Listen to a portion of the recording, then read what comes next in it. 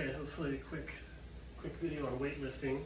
So anytime that you move an object, you can picture that as the water in your body is having to move, and so it moves like a wave.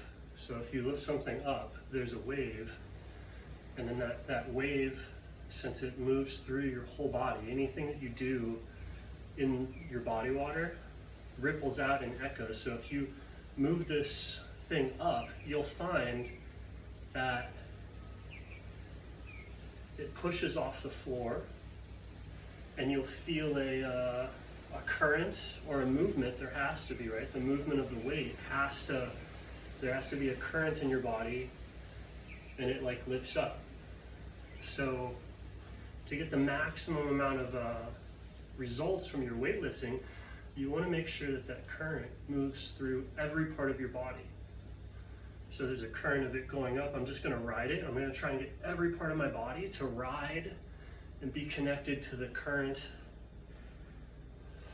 of the movement, and then including the breath. So there's a wave going up. I'm going to try and get my breath to ride that wave, and I'm going to try and get every part of my body to ride that wave. So I feel it in my feet, my shins, my free hand. And it's just a simple wave, right? And then once it's up, everything's going to ride a wave down. So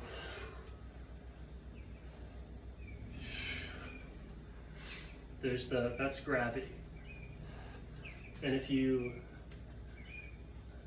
stay in contact with gravity, it's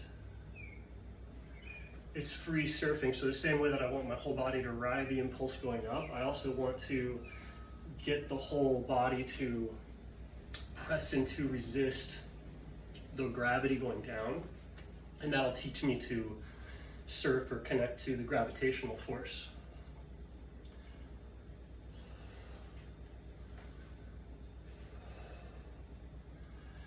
And so riding this wave is correct technique. Anything that anybody ever told you about posture, position, it doesn't, like, none of that matters. What matters is that that you're feeling the body wave and engaging with it in a productive, skillful manner, which the only way that you can engage with it in a way where you can use it is identical to surfing.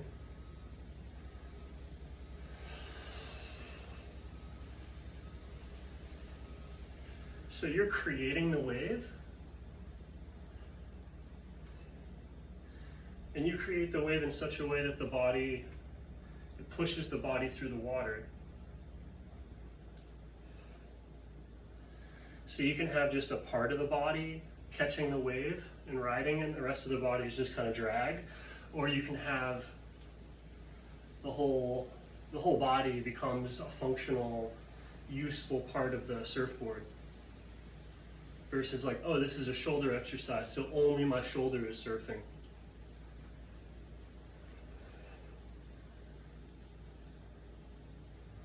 Because even though this is like a shoulder here, there's obviously just as much pressing into the ground. Otherwise, it wouldn't be able to lift up.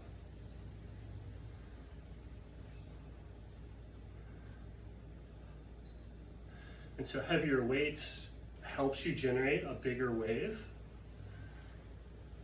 and you get potentially bigger results. This wave is most commonly known as rhythm. That's how most people access this wave. It's also the flow state. It's mindfulness. It's the breath.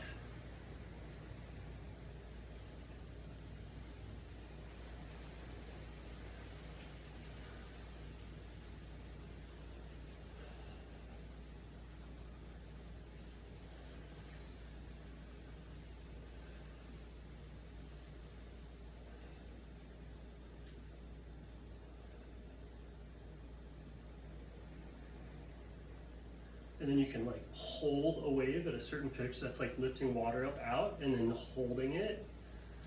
It's like the mind or the consciousness is very similar to like a magnetically responsive fluid. like your body water is basically like a magnetically responsive fluid. So if you do a static posture like this where you've lifted the wave up and it wants to fall, you're strengthening like the magnet.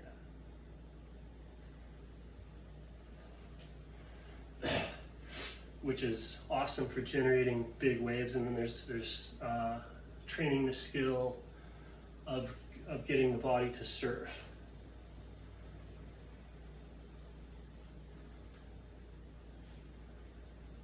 So you don't need huge muscles, like huge magnetic will, but it's super helpful. It lets you compensate for a lack of rhythm, like a lot of stuff. So it's super useful to have strong mind magnet, which is muscles.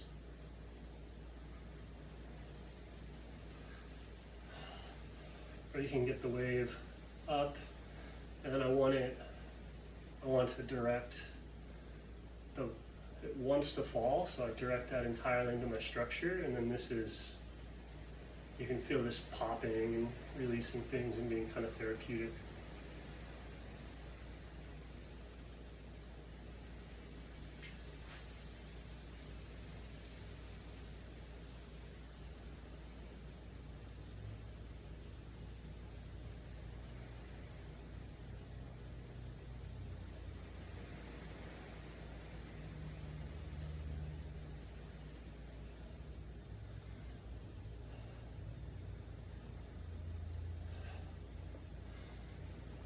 So once I stay in these big postures, eventually my body and the weight merge into one thing, and that lets me move a bigger body weight versus having this move. If I'm moving this like without it being one with the body, the wave is kind of focused on the object,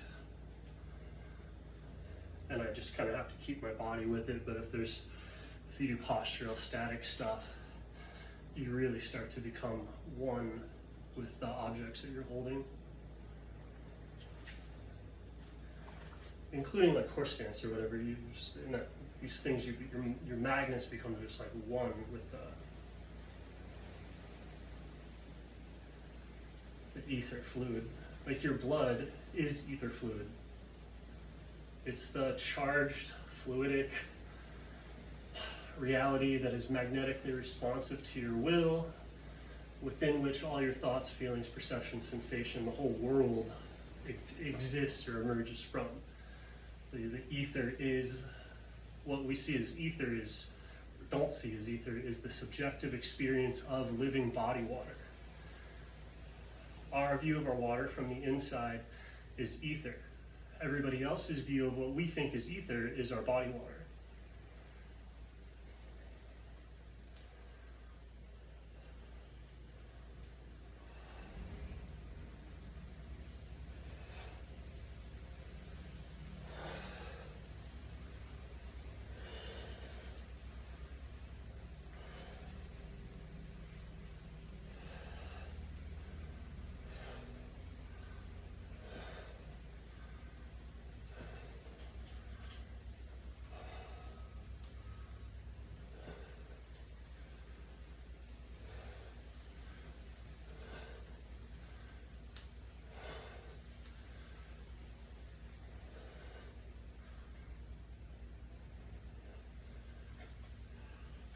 And it's just more fun to switch the focus of technique to, am I riding my body-mind wave versus like, oh, how much weight did I do? How strained am I?